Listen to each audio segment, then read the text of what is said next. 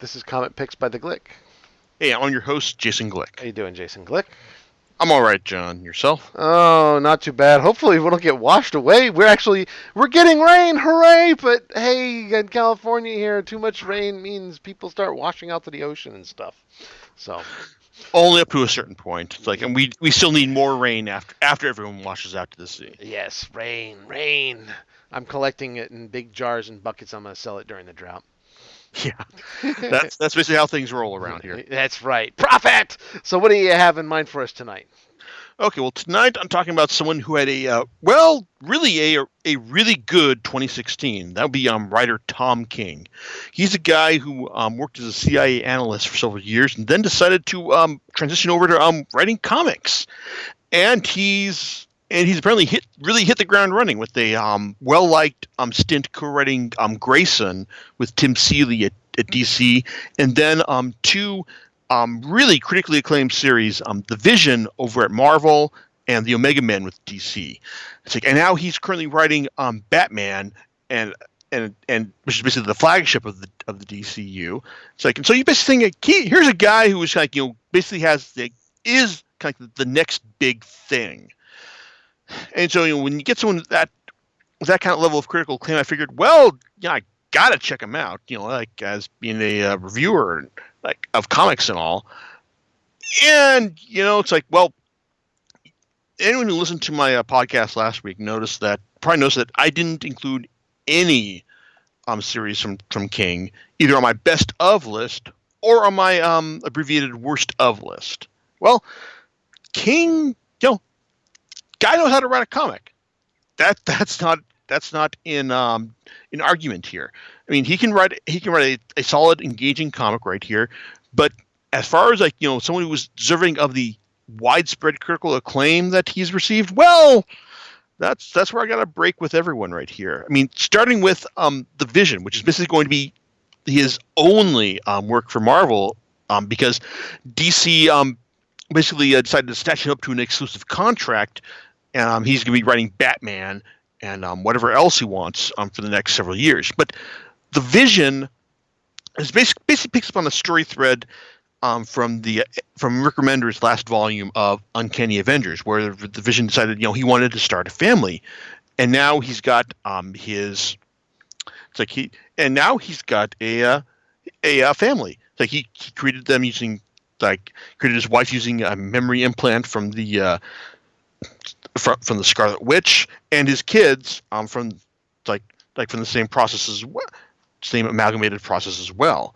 So you've got his wife Virginia, his twins Viv and Vinny. It's like, and they're living outside of Washington D.C. as Vision is like the liaison to the American government. It's like, and they're just trying to live a nice average American life, even though they're all synthezoids, basically really realistic humanoid androids. And if you're thinking that hey, things are going to go bad right from there, well, you're ahead of the game, right? You're ahead of the game right there, because it's like in the first issue, it's like the Grim Reaper, who is one of the people who's serves as the the people whose brainwaves the Vision is based on, attacks the Vision's family, and his wife Vivian kills him and decides to cover it up from her husband, and things start going wrong from there. Once one of the neighbors reveals that he knows what she did, it's like, and he just wants her to leave. And, well, she doesn't respond well to that, and things get worse. Well, it's The Vision, these 12 issues, 2 volumes, are basically kind of like Marvel does really well in nailing genres onto its superhero formula. The Vision is its effort to nail the suburban rot and decadence concept, seen also in, say, stuff like American Beauty. It's into a superhero format. Now, while King does a good job in saying the characters' personalities, and playing ball within the larger superhero universe. I mean, the guy does his history, and it's like acknowledging like the Vision's ties to the wider Marvel universe, his relationship with the Scarlet Witch, and also pulling in Victor Mancha from Brian Vaughan's Runaways series, someone who's also acknowledged as the son of Ultron, even though that the way he does it is kind of like it kind of shows you that basically the fate of all the Runaways are basically to serve as, hey, as characters who, for characters who the audience is meant to go, hey, I like that guy. I have emotional connections to him. Oh, I'm so angry and or depressed that you're using the character in this fashion. Anyway, the problem I have with the Vision is that it's clear that King, had a very clear story he wanted to tell about, suburban rot and decadence like that, but he decided to nail it on to the to the story of Vision and his family, and so he created the Vision, the Vision's family, Virginia, Vivian, and Vinny. It's like with the express purpose of telling this story. No, they're not actually. It doesn't feel like they're characters in their own right. Like they're just meant to show you all the stuff that is meant to go wrong with and in suburban life, and that's what really bugs me. It's the fact that it's a story that is plot first and character second. It's like. I mean, yeah, it's like he does a good job of escalating the tension and showing you how things can, get to the point where Vision is angry enough to take on the superhero compatriots, in order to avenge the wrongs that are done to him as a result of their interference. But it's like I said, it's all because this is the story that King wanted to tell. But it's like it's. As opposed to it evolving naturally from the characters themselves. I would have liked to have this series be a nice. Okay, I would have liked to have seen this series being a lot longer. Really, give us 12 issues to get us endeared to the Vision and his family. It's and then show us that they can be proper characters within the Marvel universe, and then have things go wrong. In fact, the bit with Vivian killing the Grim Reaper, it's that's really not. Yeah, I can understand why someone would want to try to conceal something like that, but at the same time, that's what she does is really self-defense. So she could have just called the cops and said, hey, this supervillain tried to kill me, tried to attack me and my family, and I actually wound up killing him because, it's I'm a new synthezoid and I don't know my own strength. Now, if King had, done a story where, hey, that was completely justified, but then you had the neighborhood going, well, this robot went and killed our family, killed a human. What's she going to do to the rest of us? That kind of semi-justified, semi-unjustified paranoia, that might have been an interesting story to work in and of itself. But in the end, like I said, we got the story that King really wanted to tell. And, if you can buy into it, good. I couldn't really buy into it, so I can respect the amount of craft that went into it, but I can't put it on the list of best of year, let alone best of the Marvel universe. Same goes for the Omega Men. The End Is Here. King's 12-issue maxi series that I did with mostly with artist Barnaby Bagenda. This is the story of Kyle Rayner, who most people will know as the Green Lantern who picked up the ring, who was given the ring after Hal Jordan went crazy, but now is the wielder of the the White Ring, someone who has mastered the entire emotional spectrum of the universe, and so makes him one of the most powerful ring wielders of the Green Lantern and DC universe. So he has basically agreed to forgo his ring and go in as kind of a peacekeeper to the Vega system, which is involving a large amount of civil unrest due to the terrorists known as the Omega Men.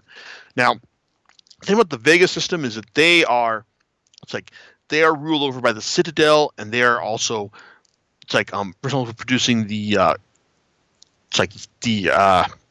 element known as stellarium, which prevents the destabilization of planetary cores. Basically, if you don't want your planet to wind up like Krypton, you need stellarium, and the Vega system is the only system that is able to produce it. And the thing is, they don't want the Green Lanterns in there. They don't want any lanterns in there, so they've got rules against that.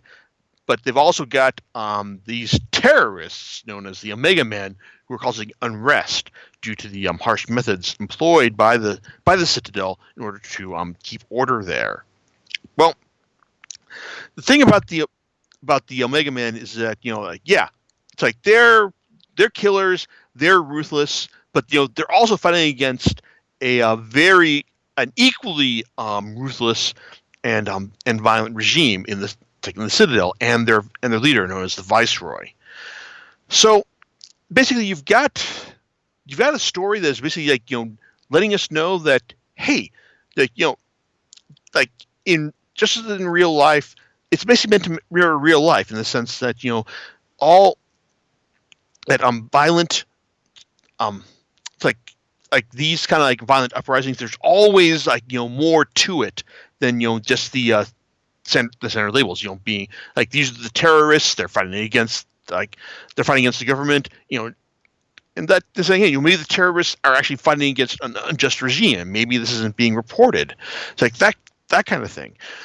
And it's also about Kyle Rayner having his eyes open to the injustices being wrought upon the upon the Vega system by the Citadel, and also the fact that hey, even if the Omega Men are being very ruthless in their efforts, it's like even when they achieve their goals, well, are they still going to be just as ruthless in the end? Well, on one hand, the Omega Men is kind of a fairly depressing read in the sense that hey, it shows you that there are no easy answers. It's sometimes the good guys aren't the good guys, and sometimes the bad guys, they've got their reasons for doing their things as well. Also, it's also kind of like the Vision in the sense that in the end, it runs up against a core tenet that I feel that both the Marvel and the DC universes both have, in the sense that with their brand of superheroes, in the end, it's the good guys always have to win. It's if they don't win, then the whole concept of a shared universe starts to fall apart. In the end, everything's going to be okay because hey, Superman shows up and he's there to make everything all right. Green Lantern's going to be there because he's the space cop is going to make everything be okay in the end.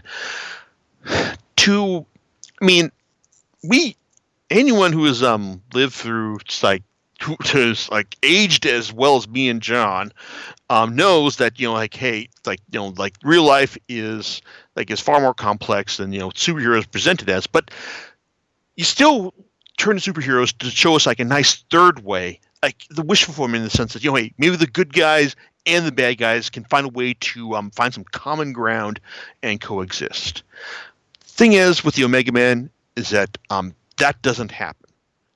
It tells us something that we already know. Sometimes the good guys can be as bad as the bad guys, and the bad guys, well, they've got their reasons too, and that's kind of disappointing. it tells us something we already know, and at the end, while I like the fact that Kyle Rayner isn't portrayed as being the big dupe that I was expecting him to be, and there's also there's some funny bits as well. It's King is not a entirely straight-faced writer, to his credit, definitely. But the Omega Men, like I said, if you're aware of how the real world works, it will offer no surprises to you, and that's really kind of disappointing.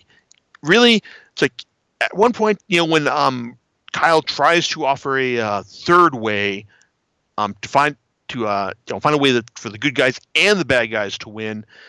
The Omega Men blow up a planet in order to prove him wrong. And that's kind of like that runs right against my what I want to see in my superhero comics from DC or Marvel. If that's not how you want to see your superhero comics run, then you might get more out of it than I did. But when he's talking about actual life, like say the realities of what happened to the U.S. Trying to rebuild Iraq in the wake of the Second Iraq War, well, the Sheriff of Babylon may have more to offer you there. It's a story of three people. One is Christopher, a former police officer who's working for a PMC to rebuild the police in Baghdad. Nasir, who was once a top cop for Saddam in Baghdad, and Sophia, whose family was once executed by Saddam, like by hand of Nasir, from what the story tells us, and who grew up in America, then came back to Iraq to help her people there. Now the story gets going when one of the men that Christopher was training, for law enforcement, is found dead. In the capital, and he's got to work with Nasir in order to find out who did it. But he's also got his own connections with Sophia because they're kind of they're bumping uglies as a nice side benefit as well. So if you're thinking that if you would take out the superhero stuff from King's work and you have him focus on something that's set in the real world, well, does that make it read better? Yeah, actually it does. It's like the Sheriff of Babylon basically shows you that the situation in Iraq post our invasion the second time around is extremely fucked up. Yeah, it was. But there's also some interesting nuances as well, from Christopher trying to deal with his guilt of being one of the guys who had a run-in with one of the people who flew the plane into the towers on 9/11. It's Sophia being working the goody-go-round as she tries to get the make everyone happy in Iraq, even if it involves killing some bad people as well. And Nasir, who lost his daughters in the war, and we're introduced to as killing 3 U.S. servicemen for the crime, for equilateral vengeance. We're not sure. It's a twisty tense read that show that does actually, I think, does benefit from being set in the real world and showing just how crazy things can get in a grounded setting. And there are also some nice moments of calm and detent, with when we find out that Christopher and Sophia, they do have kind of a friends with benefits relation, or when Christopher meets up with Fatima, who's Nasir's wife, because she tells us that, hey, Nasir is a good Muslim trying to pretend to be a bad one. Well, she's willing to smoke and get drunk with Christopher while they sort shit out in the 5th issue. That's a fun bit where you get to see them get to know each other, and there's nice additional layers revealed to their characterizations there.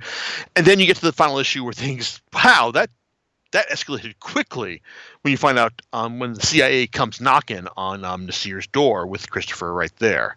So I only have the first volume of the Sheriff of Babylon handy, subtitled Bang Bang Bang. Volume 2, Pow Pow Pow, should be out in another month or two. And I've also heard that a third volume, subtitled Pew Pew Pew, go with that, whatever. So that should be coming out. Like I said, I'm on board with the Sheriff of Babylon, but it's so far it's like I said, Tom King, good writer, not great writer. But what happens when he's writing a character who is not tied to the fringes of superhero fiction, like say like the Vision or Kyle Rayner in the Omega Man. What happens when he's writing about Batman? So yeah, because of his work with the Omega Man and with Grayson and with Vision and the Sheriff of Babylon, I'm sure, King got the plum job of writing Batman with DC. And so now if you've read my thoughts on the Batman Rebirth issue, which is also reprinted in the final volume of Scott Snyder and Greg Capullo's New 52 run, well, you'll know that I didn't think that the Batman Rebirth issue was really all that good, because it was just kind of fairly straightforward. It tends to make Batman seem ridiculously tough, which just felt fairly laughable. But then you get to the actual issue series proper, with art by David Finch, right? It's like Finch is always a good superhero artist, and he's a very frequent Batman artist. And like I like his streamlined work here. But the story of I Am Gotham, which is basically what happens when Batman encounters some Superman level heroes who want to help him make Gotham safe as it is. And on one hand, I like the fact that they are on the up and up, but at the same time, though, things that even though they are on the up and up, that doesn't mean that they're able to be what am I saying? That they're trying that they aren't as resistant to being corrupted by outside parties as well. Outside parties being the Psycho Pirate and Hugo Strange. So basically, you've got a standard issue story of Batman trying to do damage control. It's like once these heroes go off the line, and he's able to do it because he's Batman, but he's also got some help as well. And in the end, it's like the story is kind of like a fairly standard issue Batman story that it's like you've read as many Batman stories as I have, and this won't surprise you at all. What I did like really more than anything else was in the end how it dovetails into the next arc. Now, while the next arc is the Monster Men crossover, which is set up here quite well, the final page sets up the I Am Suicide arc, which usually has Batman forming his own Suicide Squad to get the Psycho Pirate back and try to make things right. So I like the fact that King sets a nice this is what happens next story for his run. So if he's and also considering the arc after that is called I Am Bane, which is clearly picking up from from what was set up in the next arc. So I like the idea that he's giving us a nice ongoing story here. But as it is, Batman, I Am Gotham, it's like it's okay, but not really a necessary purchase. But that's just what I think. John, as I understand it, you picked this up as well. So you have any thoughts on this on your end? Sure, I do. Glad you asked. Yeah, when I read through it, I thought that it was okay. I think I agree with you because it's got nice artwork, but I didn't. The story was okay, and a lot of I see they're the way that they're trying to tie these in, as they usually do, but with him trying to create his own. You said Suicide Squad doesn't work. Yeah, that's seemed a little heavy-handed on that. To be honest with you, in certain places, but yeah, I don't want to give any spoilers away, just in case you guys want to go and read it yourselves. But Sometimes you paint yourself into such a corner you just can't believe that you're going to get out of it. Oh, but you can. And it's sort of the predictability of it sometimes just kind of okay, yeah, well, it's over. It's done. There's nothing else left. Okay, so I guess did you like these new heroes, Gotham and Gotham Girl? Um, that yeah, they're all right. Sure, I guess. I don't, I mean, did they? I saw what they did with the characters, and their introduction was kind of like, okay, well, I didn't, and I'll say that I didn't expect them to come through at that point when they were introduced. I was like, Okay. okay, well, okay, all right. Here we are again. This is that whole, well, you've made an impossible situation, so how are you gonna, pull out this, and then these two show up. So it's sort of like, oh, okay, so that's how you get out of it, which is kind of, I don't know, kind of like Okay. it was entertaining enough, but yeah, I, I I, liked, like I said, I did like the artwork, but did you like Alfred going, "I am Batman"? yes, that was actually, that did give me a chuckle.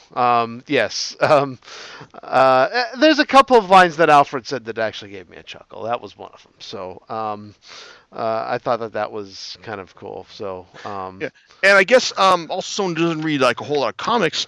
What did you think, or I guess Batman comics specifically? What did you think of the business with Duke Thomas as Batman's new protege?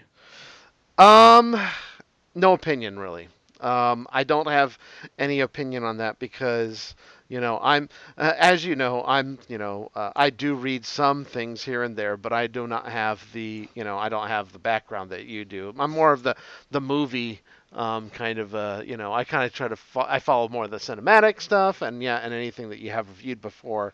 Um, so I don't really have an opinion on that. I did like that some of the earlier artwork did show things that we've seen before in terms of Batman design, like the Batman, the Batmobile, which actually I think that was a source of one of the jokes there. So Hmm. but He's going to run out of Batmobiles eventually. exactly, exactly. So but yeah, as to answer your question, I don't actually have any good context for that, so unfortunately, no. Um, but that was like right up in the top, right? Yeah, Thomas. He on one hand, it's like a lot of people were expecting him. Oh, he's going to be the next Robin character, Hmm. but apparently, like Scott Snyder, previous Batman writer, has basically said that he wants to do that. He wants to do something different with Thomas in the sense that and Batman, and he says as much in the Batman Rebirth issue, in the sense how previous Robins, like Dick Grayson, who went on to become Nightwing, Jason Todd, who died, came back to life, became the Red Hood, and Tim Drake, who is kind of like become like the tech-based Red Robin. Well, all these Robins have basically gone on to become their own identity, and with Batman, with Thomas, as I understand, the plan for him is to become Batman's just going to say, hey, I'm not going to make you Robin. I'm just going to make you try to have you be your own superhero identity, and go from there. Hmm. Because like currently the until someone has a better idea, I think the position of Robin is going to be permanently filled by Batman's son, Damian Wayne. Hmm. Hmm. Because it makes sense because hey, if he's Batman's son, he's never going to grow up in the current continuity. Yeah. So Yeah. I would have to say that uh, a little bit of clever storytelling, although I didn't immediately see it, is the scene in the alley. with you showing it looks like they're setting things up to show you, hey, this is Batman's origin once again, Uh huh. but Yes. no. Right. And for some reason, I was going through it and I said, well, this is, and, you have your overall narration. But then it was kind of like, oh, here we are. look, it's a couple and this and that, and then they go on ahead and explain what's going on, and it serves to be a part of the catalyst for the story, for the for Gotham Just Girl got and Gotham. yeah. But Gotham Girl and Gotham, right? So, and it serves as part of the catalyst, and that I get, and that was clever. That's fine. I'd have to say that was clever. That's fine. I didn't. I had no problems with that whatsoever. That was sort of like, oh, okay. It's also nice to see Cadmus rearing their head again. So, but anyway, so there's my 2 cents to it. Do I think it was entertaining? Yeah, it was entertaining enough, but it wasn't like wow. So Yeah, and also you also read through the first issue of the Superman Rebirth as well. yes, the son of Superman. Yeah, so I read through the beginning part of it, and a lot of as you said, there's exposition here, where A lot of continuity gymnastics to oh, explain who is the Superman. exactly, and then you're dropped, kind of in the story of that, of him, on the farm, as it were, um, and I forget what the name of his son is, John. John, and so he's learning the lessons of being Superman, or having superpowers, let's say. Yes. So, and I haven't seen the implications of of what was witnessed in the field by I guess a friend of his, or the girl. I don't know who that is yet. So because I just barely cracked into it, but yeah, I thought that, and I'll say that they. And if this is like a point of Rebirth, it's like, okay, we're going to explain this to you, and then kind of spoon feed you this so that you understand, why this guy is where he is, and and what's going on, and how this can happen in this way. Okay, cool, I guess. Yeah, I think one of the things with this version of Superman is that is that being someone, because this Superman in this series he's a Superman from the previous universe, the New 52 Mm-hmm. incarnation of things, Mm-hmm. and I think that on one hand the idea that the writers Peter Tomasi and Patrick Gleason wanted to work with right there is that hey, here's a guy who is as alien to this this universe as some new readers might be as well. So you basically got someone who's going to have to learn the ropes of this place as well. And on one hand, I like that, and I like Jonathan as well. I mean, I like this father-son dynamic that Superman has with this kid. Mm-hmm. Yeah, but That's intriguing. It is intriguing. I'll say that intrigues me, and I'm curious. It piqued my curiosity a little bit to see what's going to happen. And the bit with John using his powers in front of this girl to bad effect. That's just pretty early on, and it's handled in a nice way. The one thing that kind of bugged me about this volume is that it's basically after it gets to the third issue, it's basically like a long 4-issue fight against the Eradicator, who's kind of he's kind of like he was one of the 4 alternate Superman who came up during the reign of the Superman after Superman died the first time back in the 90s.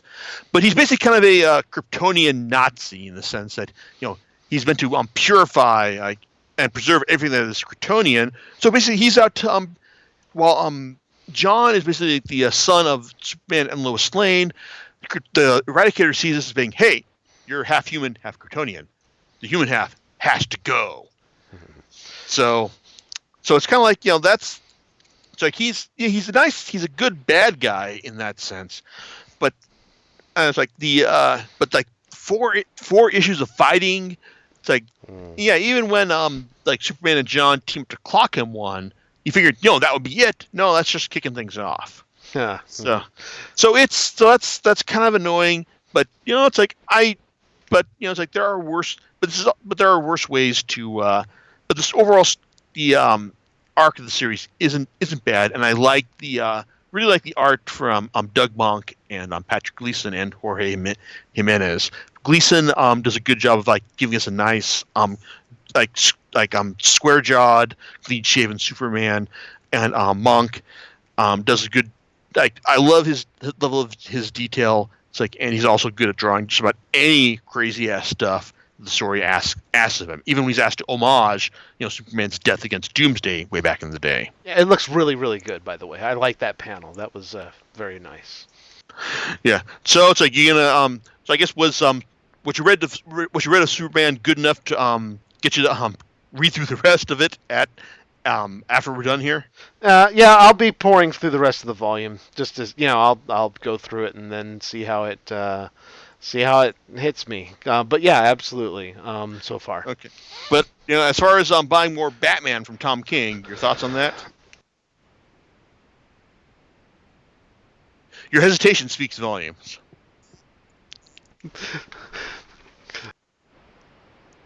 When one is more intriguing than the other, that's kind of an interesting thing, So. Okay, well, it's like I didn't hate this first volume of of Batman, so I'll probably be picking up the second one at some point in the future. Whether or not I pick up Night of the Monster Men like in hardcover, well, we'll see about that. But it's like, but I will definitely look forward to the second volume of the Sheriff of Babylon, which it's like, but that, like I said, that's probably the thing I most enjoyed from Tom King, who he's a good writer, but next big thing, I don't think so. But there are worse things to be than just a good comic books writer. Yep. Well, I'll be waiting for your recommendation on that one. But I was actually considering just going through the volume again to make sure, just see how I felt about it, which is odd. So, because I like to just go through it again just to see. Right. Mm-hmm. Yes. So that's about it. Is that it for your review for today? Yep, that's it for right now. Cool. So, do you know what you're going to be talking about next week? I'm digging back into my pile of manga for my thoughts on Kazuo Koike's Lone Wolf and Cub, both the old series he did with Goseki Kojima, and the new series which just wrapped up with Hideki Mori. So it's like, can the Japan's dirtiest old man deliver? It's like a nice, solid, satisfying read in this day and age. We shall see. All right, and we'll catch you next time on Comic Picks by the Glick. All right, laters. Bye.